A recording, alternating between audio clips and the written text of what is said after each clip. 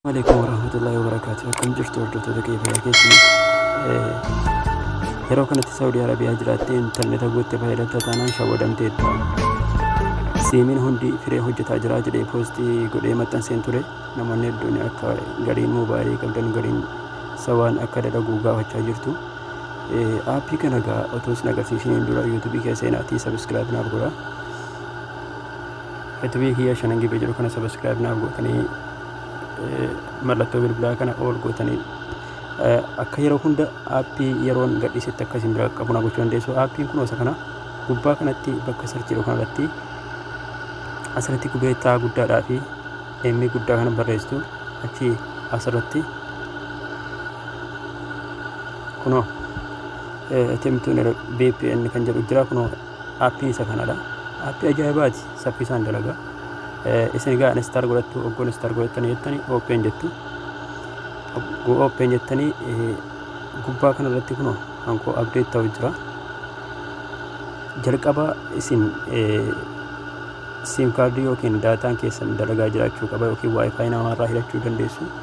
Kanaaf eessa dhuftu gubbaa kana jechuudha. Bakka sarara sadii kan dhuftanii bakka sarara sadii kana tuqxanii ka jalqabaarra jiru kana update online update kan bakka jedhu kana ni tuqtu.